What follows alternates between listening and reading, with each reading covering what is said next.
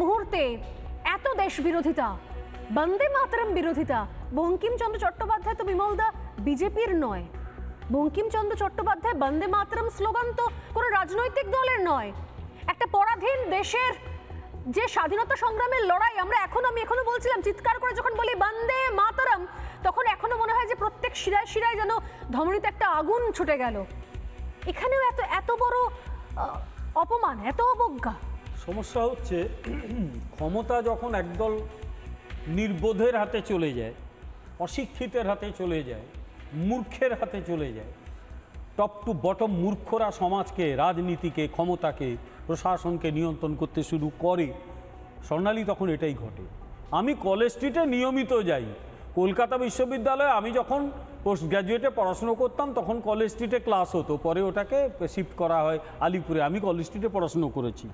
তখন থেকে ওই কলেজ স্ট্রিট, ওই কলেজ স্কোয়ার, ওই কফি হাউস, ওই পুটিরাম, ওগুলোতেই আমাদের জীবন কেটে গেছে, বয়স হয়ে গেল অনেকটাই। আমি তো দেখিনি ওই যে ভাঙাচোরাগুলো দেখাচ্ছ, কোথায় এরকম ভাঙা ছিল? আমি তো দুদিন আগে বলছি, দেখেই মনে হচ্ছে সদ্য কালকে রাতে করে দিয়েছে ওটাকে। আপনি দেখুন না, যেভাবে আমি সেই ভিজুয়ালটা চালাতে বলছি, আমি নিয়মিত কলেজ স্ট্রিট যাই, ওরকম ভাঙা আমি দেখিনি। ওটা করে দিয়েছে, একদম মানে চোখলা উঠে গেছে। এটা সদ্য করা হয়েছে, কাল রাতে বাদ সকালে করা হয়েছে। এটা এরা ভাবে কি যে বন্দে মাতরম বললে এদের মুসলিম ভোট কমে যাবে? তাহলে এদের এই মূর্খদের একটা ঘটনা শোনাই।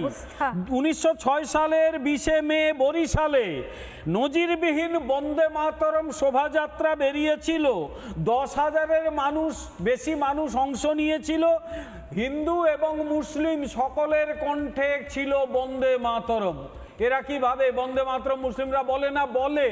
আরে মাকে মুসলিমরা শ্রদ্ধা করে না? এরা কি ভাবে কি? ফলে এরা, আমি আবার বলে দিচ্ছি, এরা কিন্তু মানুষের ধৈর্যের শেষ সীমায় পৌঁছে গেছে। এরা সব সময় ভাবে এদের ক্ষমতায় থাকার জন্য এরা যা খুশি তাই করতে পারে, যে কোনো লেভেলে পৌঁছে যেতে পারে, তার জন্য যে কোনো অশিক্ষিত মূর্খের মতো কাজ করতে পারে। ওই কারণ একটাই, ক্ষমতা থেকে চলে যাবার ভয়। তার জন্য হেন অন্যায় কাজ এরা করতে পারে না। বন্দে মাতরম বললে ক্ষমতা থেকে চলে, বন্দে মাতরমের সঙ্গে এত সমস্যা আসলে দেশ, কারণ আমার মনে হয় দেশ, এদের কাছে দেশটা তো গুরুত্বপূর্ণ নয়। বন্দে মাতরম স্লোগান, বন্দে মাতরমের রচয়িতা বঙ্কিমচন্দ্র চট্টোপাধ্যায় আনন্দমঠকে একসময় ইংরেজরা ভয় পেত। আনন্দমঠ, বঙ্কিমচন্দ্র, বন্দে মাতরমকে তৃণমূল কংগ্রেস